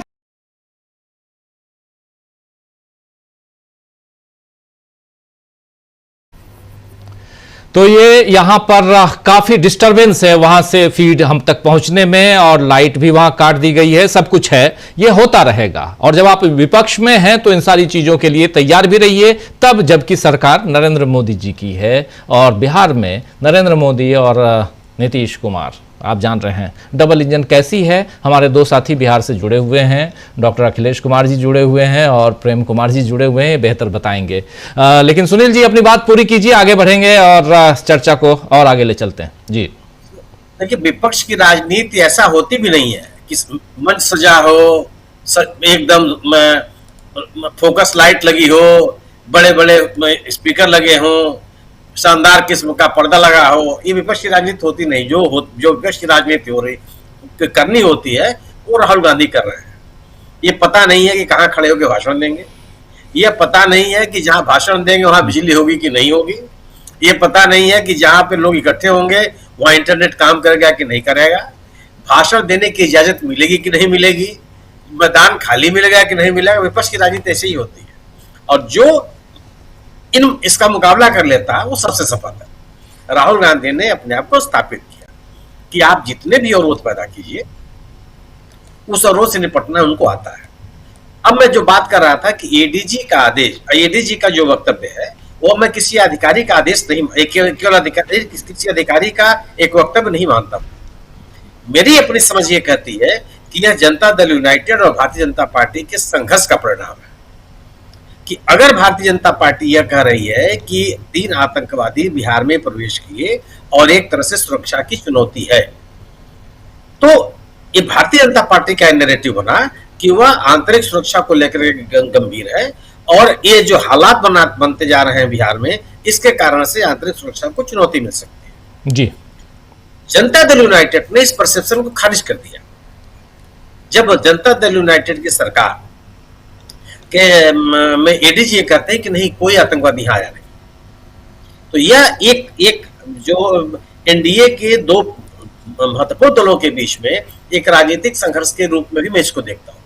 यह केवल एक सामान्य एडीजी का बयान नहीं है, इस पूरे पूरे के पूरे प्रकरण पर। सरकार कुछ कहे, मुख्यमंत्री कुछ कहें और उप मुख्यमंत्री कुछ कहें और एडीजी कुछ कहे, ये संभव नहीं है। ये किसी भी दृष्टि से इसको स्वीकार नहीं किया जा सकता। तो राहुल गांधी के इस आंदोलन से, इंडिया दल समूह के इस यात्रा से उपजा हुआ जो राजनीतिक माहौल है, उसको लेकर के एनडीए दल समूहों के बीच में एक तरह की बेचैनी है जी। और वो बेचैनी बढ़ने लगी है दोनों स्तरों पर। कोई वजह नहीं बनती है, कोई वजह नहीं बनती दूर दूर तक। एक तरफ यही जनता दल यूनाइटेड, भारतीय जनता पार्टी, चिराग पासवान साहब, मांझी साहब, सभी साहब लोग ये कहते हैं कि कांग्रेस का कोई संगठन ही नहीं है। इस सरेआम लोग आरोप लगाया जाता है कि कांग्रेस का कोई कार्यकर्ता ही नहीं है, झंडा वगैरह ढोने वाला कोई नहीं है। ये कैसे दल के कार्यालय पर आप हमला करने क्यों जा रहे हैं जी? क्यों हमला करने जा रहे हैं? अगर वहां कोई है नहीं, कोई उनका समर्थक वर्ग नहीं है, जो राजनीतिक मुहिम वो चला रहे हैं उसकी स्वीकृति नहीं है, उसको लेकर के कोई माहौल नहीं बन रहा है बिहार में, तो फिर आप उनके कार्यालय पर हमला क्यों जा रहे हैं? ठीक है, जो कांग्रेस कहती रहे, इनकी कोई हैसियत नहीं है, चिल्लाते रहे, कोई पूछने वाला नहीं है। बिल्कुल, बात तो आपके मन में होनी चाहिए, लेकिन आप कांग्रेस के ऊपर हमला कर रहे हैं। गोया कि कांग्रेस के द्वारा खड़ा किया जा रहा राजनीतिक माहौल भारतीय जनता पार्टी और एनडीए सरकार के खिलाफ जा रहा है, और इसमें किसी तरह का ध्रुवीकरण काम नहीं आ रहा है, किसी तरह के जो राजनीतिक बयानबाजी है वो काम नहीं आ रही है, किसी का चेहरा कामयाब नहीं हो रहा है, किसी तरह के राजनीतिक आश्वासन काम नहीं आ रहे हैं, और जो कहा जाता है कि संगठन बहुत मजबूत है, पन्ना प्रमुख हर जगह मौजूद है, वह किसी का कोई कनेक्ट प्रभावशाली नहीं दिख रहा है। ये बेचैनी है जी। मेरा अपना मानना है कि राहुल गांधी के इस आंदोलन का, राहुल गांधी की इस यात्रा का असर व्यापक है, पूरे राज्य में है। और ये जो उन्होंने कहा कि जो कल उन्होंने कहा था कि आखिर उनके द्वारा जो आरोप लगाया जा रहा है निर्वाचन आयोग पर और सीधे सीधे प्रधानमंत्री पर, इसका खंडन क्यों नहीं हो रहा, इसका जवाब क्यों नहीं आ रहा?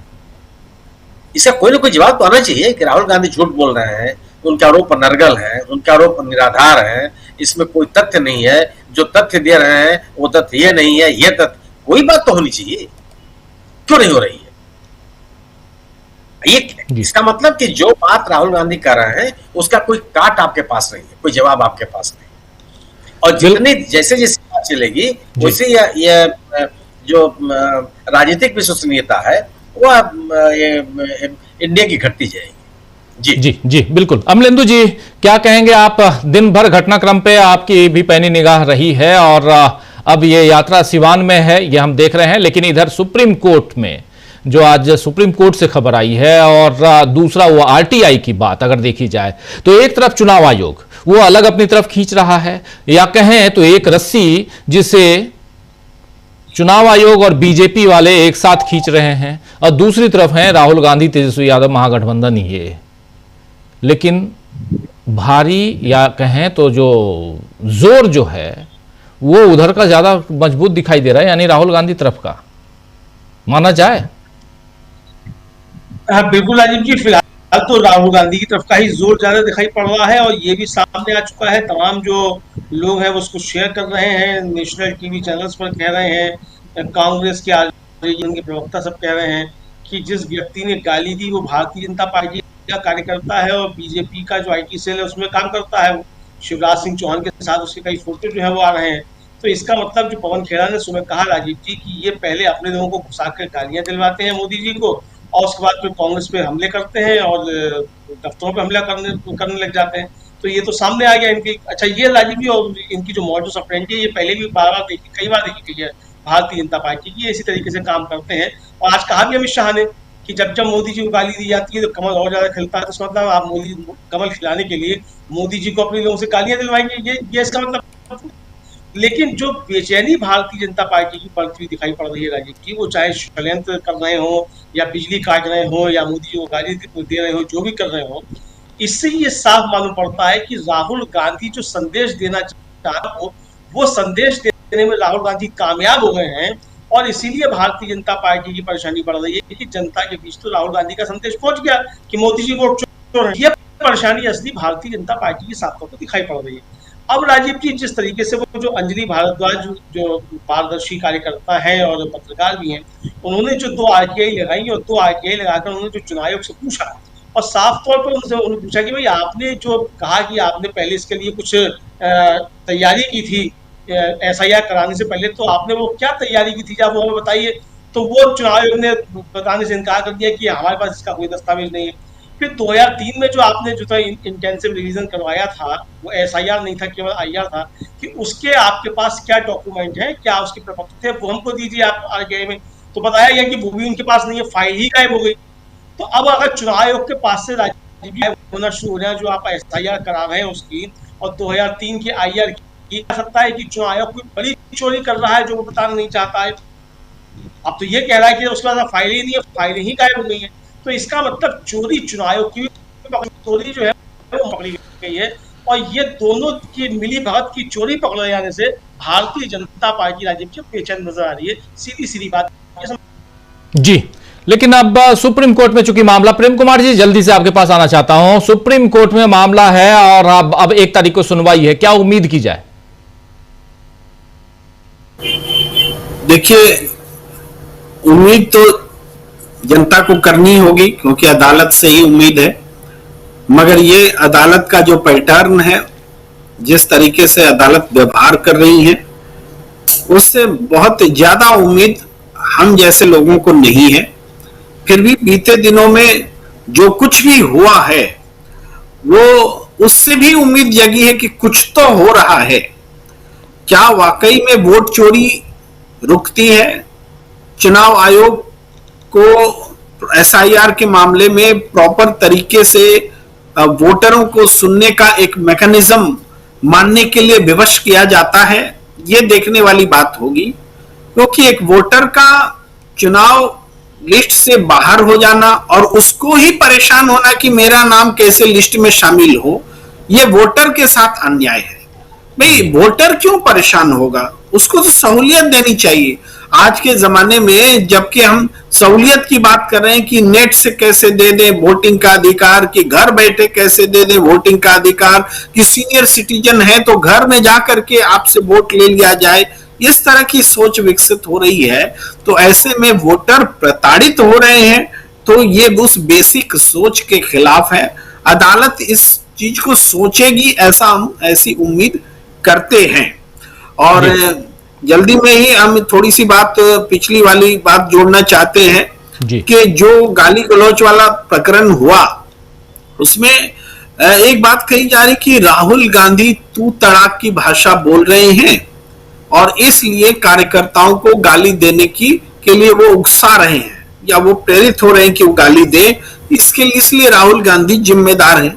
इसका भी एक उत्तर लेकर आना चाहिए। मैं समझता हूं कि राहुल गांधी ने जो तू तड़ाक वाली बात कही है वो किस संदर्भ में कही है, कहां कही है। आप देखेंगे वो डोनाल्ड ट्रंप का जिक्र कर रहे होते हैं कि डोनाल्ड ट्रंप ने किस तरीके से प्रधानमंत्री नरेंद्र मोदी के साथ में आचरण दिखाया है।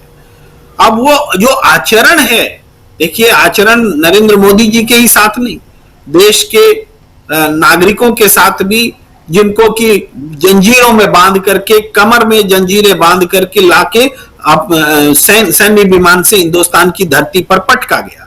और भारत के प्रधानमंत्री के साथ भी उनकी भाषा जो है, उस भाषा का एक जनता के साथ संवाद बनाने के लिए जो एक रूपांतरण है, वो रूपांतरण तू तड़ाक वाला है कि देखो अमेरिका का राष्ट्रपति हमारे प्रधानमंत्री के साथ में तू तड़ाक की तरह ही बात कर रहा है। तो ये शब्द जरूर राहुल गांधी के मुंह से निकल रहे हैं, लेकिन ये दरअसल अमेरिकी राष्ट्रपति का हमारे प्रधानमंत्री के साथ जो आचरण है, उस आचरण का एक अनुवाद है, शाब्दिक अनुवाद है जो तू तड़ाक में दिख रहा है। ये राहुल गांधी की अपनी भाषा नहीं है, ये बात समझने की जरूरत है। जिसको समझ में आ जाएगी वो समझ जाएंगे कि राहुल गांधी बातचीत में प्रधानमंत्री को इज्जत भी देते हैं और कई दफा ऐसी भाषा बोलते हैं जिससे लगता है कि वो इज्जत नहीं दे रहे हैं। लेकिन नहीं देने वाला जो प्रकरण है वो सीधे डोनाल्ड ट्रंप से जुड़ा हुआ है। जी जी जी, बिल्कुल बिल्कुल। जरा प्रशांत जी, यहां भाषा की मर्यादा तो पहले बीजेपी के लोग सीखें, ज्यादा जरूरी है, लेकिन ओवरऑल यह कहना जरूरी है कि भाषा की मर्यादा होनी चाहिए।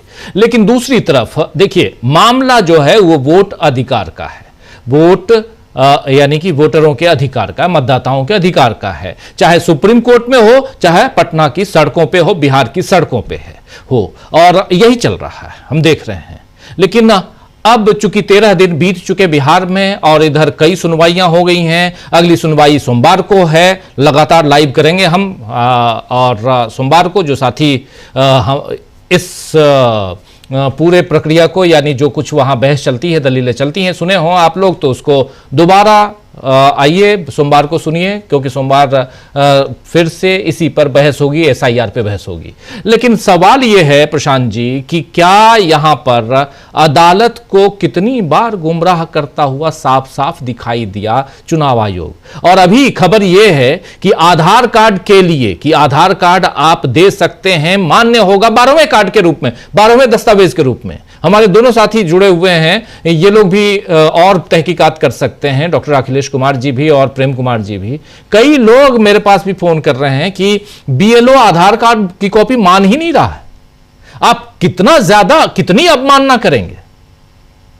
अब तो अगला केस मुझे लगता है कि चुनाव आयोग के खिलाफ अवमानना का होने जा रहा है, जैसे अभिषेक मनु सिंघवी ने कहा भी है।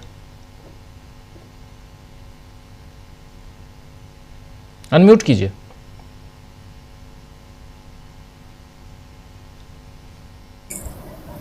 जी, मेरी आवाज आ रही है। देखिए, भाषा मर्यादित होनी चाहिए। हम लोग भी यहाँ बैठकर बहुत मर्यादित भाषा में बात करते हैं, लेकिन सम्मान जो है, मैं मर्यादित भाषा में ही कहना चाहता हूँ कि ये सम्मान जो है ये किसी दुकान में नहीं मिलता है, ये डिपार्टमेंटल स्टोर में नहीं मिलता कहीं, ये अर्जित करना पड़ता है। और दूसरी बात कि जिस स्थान पे आप बैठे हैं, जिस कुर्सी पे आप बैठे हैं, पहली जिम्मेदारी तो उस व्यक्ति की है कि वो उस कुर्सी की मर्यादा को ख्याल रखे। जिस कुर्सी पे जवाहरलाल नेहरू बैठे, इंदिरा गांधी बैठी, अटल बिहारी वाजपेयी बैठे, तमाम प्रधानमंत्रियों ने उसको, लाल बहादुर शास्त्री बैठे, और वो सब बहुत ही मर्यादित भाषा के बारे में जाने जाते हैं।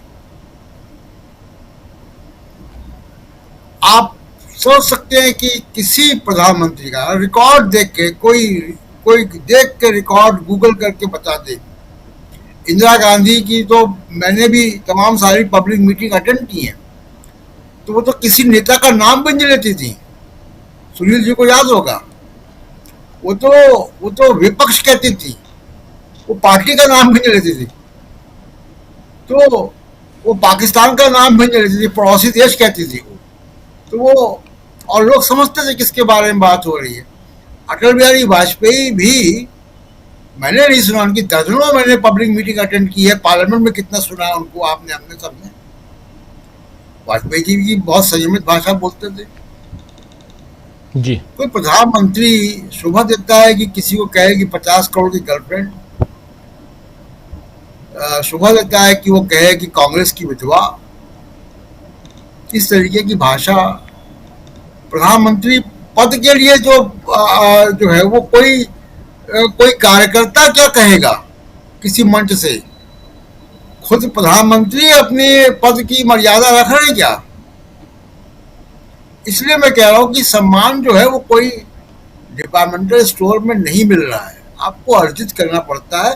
हालांकि किसी पॉलिटिकल वर्कर को गैर मर्यादित भाषा किसी के बारे में नहीं बोलनी चाहिए जी। अब ये जो जिनकी गिरफ्तारी हुई है दरभंगा में, वो कौन है, उनकी शनाख्त क्या है, अभी सुनील जी बता रहे थे, तो उसकी भी कल तक पुष्टि हो जाएगी। बिल्कुल। दूसरी बात कि जो चुनाव आयोग कर रहा है, 3 लाख लोगों को नोटिस भेज दिया आपने। 3 लाख लोग बिहार में विदेश के आ गए। ये कहां से आ गए, कैसे आ गए, कब आए, किस देश के हैं ये लोग? छोटी मोटी संख्या 3 लाख। तो ये चुनाव आयोग लगातार जो है, और इससे बहुत साफ, जैसे सुप्रीम कोर्ट को उन्होंने कहा और अभी अंजलि भारद्वाज को कहा कि हमको नहीं मालूम है, कि हमारे पास दस्तावेज नहीं है कि हम उस फैसले पे कैसे पहुंचे। इससे लग रहा है कि उनको वो फैसला कहीं से दिया गया जी, एक टेम्पलेट दिया गया, डॉटेड लाइन दी गई, उन्होंने उसको कर दिया और ये पैनिक में फैसला किया। अचानक 24 जून के पहले तो आपने किसी से बात नहीं की, कोई पॉलिटिकल पार्टी से बात नहीं की, कोई इंटरनल मीटिंग नहीं की, कोई प्रेस रिलीज इशू नहीं किया। अचानक आपका 24 तारीख की रात को एक प्रेस रिलीज आ जाता है। तो इससे लग रहा है कि ये पैनिक में लिया गया फैसला है। अब उसको आप जस्टिफाई कर रहे हैं, विदेशी नागरिक, पुराना धमाका, और 2002 और 2003 का जो इंटेंसिव रिवीजन हुआ था उसमें ये प्रक्रिया नहीं थी, उसको चुनाव आयोग छुपा रहा है। वो प्रक्रिया बहुत आसान थी और उसमें BLOs घर घर गए थे, तब तो 2 साल लगे थे उसको करने में। तो चुनाव आयोग लगातार गलतियां कर रहा है और इन गलतियों से नुकसान बीजेपी को होगा, ये ऐसा लग रहा है। बिल्कुल बिल्कुल। डॉक्टर अखिलेश कुमार जी, जरा आपसे भी समझूं SIR का मामला, और इसमें क्या इस यात्रा से बिहार की जनता जागरूक हुई है? क्या बिहार की जनता जिसके वोट काट दिए जाएंगे, मतदाता सूची में जिसका नाम नहीं होगा, वो क्या करेगा? कुछ लगता है, क्या हम कह सकते हैं आज की तारीख में, क्या वो आंदोलित होंगे या चुपचाप बैठ जाएंगे? क्या कुछ निकल के आ रहा है अभी तक? देखिए, आंदोलन तो बड़ा खड़ा हो चुका है। राहुल गांधी ने जन जन तक इस बात को पहुंचा दिया है कि जो उनका वोट चोरी किया जा रहा है और वोट चोरी करने का एजेंडा है। अब आगे एक बात मैं कहना चाहूंगा यहाँ पे कि ये बहुत गौरतलब बात है कि इस समय में SIR क्यों लाया गया, या चुनाव आयोग क्या किसी एक पार्टी के लिए लिया गया है, ये उनको सोचना पड़ेगा। जितनी भी राजनीतिक दल है, चाहे निर्दलीय प्रत्याशी हैं, सभी चुनावी मैदान में होते हैं, और जो लोग मान लीजिए कि चुनावी मैदान में नहीं है, वह भी इस मतलब लोकतंत्र का एक अभिन्न स्टेक होल्डर है। तो उनसे कंसेंट लिए बगैर, उनसे डिस्कशन किए बगैर एक चीज को, मतलब ड्रैकोनियन लॉ को आप इम्पोज कर देते हैं, और विदाउट एनी रीजन, या उसका क्या रोड मैप है आपका, अब उसमें जो अलग अलग तरह के सवाल किए गए, अलग अलग तरह से जो RTI से जवाब मांगा जा रहा है, तो वो होपलेस कंडीशन में उसका जवाब देने का स्थिति में नहीं है। तो ये चुनाव आयोग का जो एक मैनिफाइड इंटेंशन है वो साफ साफ दिखता है। अगर उनको मान लीजिए कि किसी मृत व्यक्ति का हटाना है तो कोई इश्यू नहीं है, वो पहले भी हटता रहा, कोई नई बात नहीं है। अब ये विदेशी को लेकर के जो 3 लाख लोगों को नोटिस करने की बात चल रही है, तो ये जो 3 लाख विदेशी हैं उसके साथ क्या करेगी सरकार, यह भी सरकार को बताना चाहिए। और मैं तो माननीय कोर्ट से, माननीय न्यायालय से आग्रह करूंगा कि वो चुनाव आयोग से एक एफिडेविट दे कि अगर एक भी मतदाता उनकी गलती की वजह से इस बार मताधिकार से वंचित रह जाते हैं तो उनके ऊपर में क्या एक्शन लिया जाना चाहिए। अगर मान लीजिए चुनाव आयोग की किसी गलती की वजह से कोई एक जेन्युइन मतदाता मताधिकार से वंचित रह जाता है, तो वैसी परिस्थिति में चुनाव आयोग के ऊपर में क्या कार्रवाई होगी। तो इस पे मतलब माननीय सुप्रीम कोर्ट को चुनाव आयोग से एक एफिडेविट जरूर लेना चाहिए, मैं इसकी मांग करता हूं। अगर मान लीजिए उसमें से कोई एक ऐसा व्यक्ति हो जो खुद चुनाव लड़ना चाहता हो, चुनावी प्रक्रिया में हो, और उसका नाम अगर कट गया हो, तो क्या होगा, उसका मतलब कंपनसेशन क्या होना होगा। तो इन सारी बहुत सारे एप्रीहेंशन हैं जिनका जवाब न तो चुनाव आयोग के पास है, और जो बीजेपी इसको डिफेंड कर रही है उनके पास भी नहीं है। और बार बार मैं कह रहा हूं कि चुनाव आयोग इंडिपेंडेंट संस्था है और कोई राजनीतिक दल उसका डिफेंड क्यों करती है। तो इसका मतलब चोर चोर मुसहरा वही वाला ये कहानी है यहाँ पे। और ऐसी परिस्थिति में मतलब किसी का भी शक ये एकदम जायज है। और जहां तक बात है कि इसका असर भारतीय जनता पार्टी या एनडीए गठबंधन को साफ दिख रहा है धरातल पे, उनको ऐसा लग रहा है कि ये बड़ा मुद्दा पकड़ चुका है, बड़ा पुल पकड़ चुका है, और उनको मैसिव लॉस हो सकता है आगामी बिहार विधानसभा चुनाव में। तो इसलिए वो तमाम तरह के जो हथकंडों को अभी अपना रही है, और ये जो अभी देख रहे हैं आप, गाली देने का प्रकरण हो या मतलब सदाकत आश्रम पे आक्रमण का हो, तो ऐसी स्थिति में मैं तो कहूंगा कि ये गांधी के एक्सपेरिमेंट का धरती है। और राहुल गांधी से भी मैं अपील करूंगा, जब वो यहाँ समापन करें तो वो यहाँ पे धरना पे बैठें और सत्याग्रह यहीं से शुरू करें कि जब तक ये इसका समाधान नहीं निकलता है, जब तक वहां पे हमला करने वाले तमाम दोषियों को के ऊपर कार्रवाई नहीं होती है और इसमें इन्वॉल्व लोगों का पड़ताल नहीं हो जाता, तब तक वो धरना से नहीं उठेंगे। और यही चंपारण, यहीं से गांधी जी जो है पूरे भारतीय स्वतंत्रता संग्राम की दिशा बदल दिए थे। मैं चाहता हूं कि फिर राहुल गांधी इसी जगह में, यही गांधी में, इसी गांधी मैदान में वो अपना सत्याग्रह शुरू करें। जी जी बिल्कुल। सुनील जी, क्लोजिंग कमेंट जरा आपसे समझना चाहता हूं जल्दी से, एक छोटा कमेंट, कि क्या आपको भी लगता है कि इसके बाद मताधिकार और उससे वंचित लोग क्या करेंगे? संविधान बदलने के आशंका से पीड़ित लोगों ने क्या किया था? उनके पास, लेकिन उनका नाम तो था कम से कम वोटर लिस्ट में। नहीं, मैं आपसे कह रहा हूं ना, उसी नैरेटिव का यह विस्तार है। जिन लोगों ने संविधान बदल जाने की आशंका को लेकर के जो राजनीतिक संकल्पता दिखाई, उसी का परिणाम आपको इसमें दिखाई पड़ेगा, क्योंकि उसी आंदोलन का विस्तार मैं मानता हूं। ये अपने आप में केवल कोई एक इंडिपेंडेंट कोई चीज नहीं है ये, या उसी से मिलता हुआ सवाल है कि अगर संविधान खतरे में नहीं है तो फिर हमारा मताधिकार खतरे में क्यों हो जाएगा? अगर आप संविधान का सम्मान करते हैं तो हमारे मताधिकार का सम्मान क्यों नहीं करेंगे आप? अगर संविधान की व्यवस्थाओं को में आप विश्वास रखते हैं तो संविधान से मिले हुए जो मुझे अधिकार हैं उसको कैसे छीन लेंगे? और अगर आप छीनने का प्रयास कर रहे हैं तो आप संविधान व्यवस्था आपकी नहीं है। अगर आप 2003 में मान लीजिए कि एक विशेष पुनरीक्षण हुआ, लेकिन सवाल है कि यह मतदाता सूचियों को अद्यतन करने की प्रक्रिया साल भर चलती रहती है। इसमें कभी यह नहीं कहा गया कि जो लोग हैं, जो मतदाता है या जो आम नागरिक है, वह आकर के निर्वाचन कार्यालय में तमाम अभिलेखों को जमा कर दें। जी, ये बीएलओ की जिम्मेदारी होती है। बीएलओ जाके घर घर से इस बात का तथ्य इकट्ठे करता है, तो नहीं करवाते हैं आप? ये क्या आप अपने जितने बिहार राज्य के मतदाता हैं उनको आपने शून्य घोषित क्यों कर दिया? किस नियमों के तहत आपने किया? तो ये बड़ा सवाल है और इसीलिए लोग आंदोलित हैं। ये केवल सामान्य बातें नहीं है कि हम 2025 के विधानसभा के चुनाव में वोट डाल पाएंगे कि नहीं डाल पाएंगे।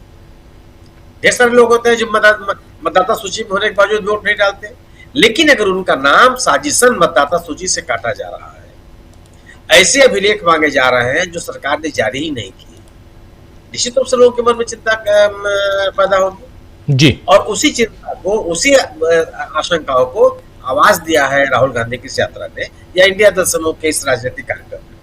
अब इसको आप, इस पूरे नैरेटिव को आप डाइवर्ट कर देंगे, ये संभव नहीं है। ये लोगों के दिलो दिमाग में बसा हुआ है और इस विषय को लेकर के लोग संघर्ष कर रहे हैं। सड़कों पे उतर जो ये भीड़ दिखाई पड़ रही है वो केवल कोई तमाशा देखने नहीं आ रही है, वो संघर्ष करते हुए लोग हैं कि मेरा मताधिकार सुरक्षित होना चाहिए। मताधिकार को छीनने की जो कोशिशें हैं वो नाकाम होनी चाहिए, और इस चारों पूरे राज्य में है। कोई एक ऐसा भी नहीं कि आप किसी इलाके विशेष में है, पूरे राज्य में है।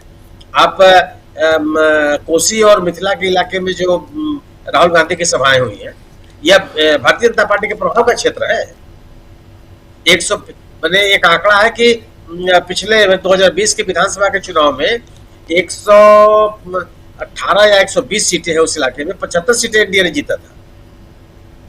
इतना प्रभाव का इलाका रहा है। और दरभंगा में राहुल गांधी की सभा देख लीजिए आप, मुजफ्फरपुर में राहुल गांधी की सभा देख लीजिए जी। सुनील जी, ये कोई ऐसा इलाका नहीं हुआ जहां पे बड़े पैमाने पर लोग सड़कों पर निकल कर न आया। ये अनायास नहीं है, इसके पीछे लोगों के मन में उपजी हुई आशंकाएं हैं, या उसी तरह की आशंका है जिस तरीके से संविधान को लेकर के लोगों के मन में पैदा हुई है पूरे देश भर में, और आज भी वह बलवती है। आज भी उनको लगता है कि संविधान के साथ खिलवाड़ हो सकता है। सीधा सा सवाल है कि अगर राहुल गांधी आरोप लगा रहे हैं, हम और आप एक सीधा सवाल जाना चाहते कि राहुल गांधी ने जो आरोप लगाया उसका खंडन क्यों नहीं हो रहा है? निर्वाचन आयोग क्यों नहीं है सामने आके कहता है कि नहीं जो राहुल गांधी का आरोप है वो तथ्यपरक है कि नहीं? भारतीय जनता पार्टी क्यों नहीं कहती है? प्रधानमंत्री जी की तरफ से कोई बयान क्यों नहीं आता? ये तो बयान आना चाहिए ना। आप सीधे से नकार दीजिए कि नहीं, इस तरह की कोई घटनाक्रम नहीं हुआ। 1 लाख लोगों का जो राहुल गांधी आरोप लगा रहे हैं कि बेंगलोर दक्षिण में वो नहीं शामिल किए गए। जो ये कहा जा रहा है कि एक मकान पर 200, 700, 800 मतदाता है, वो नहीं है। ये देख लीजिए आप, आंकड़ा हमारे पास है। कुछ तो बोलेंगे यार, चुप रह करके पूरे विमर्श को आप खत्म कर देंगे, ऐसा नहीं होने वाला। जी बिल्कुल बिल्कुल। बहुत बहुत शुक्रिया सुनील जी, बहुत बहुत शुक्रिया प्रशांत जी, डॉक्टर अखिलेश जी और प्रेम कुमार जी।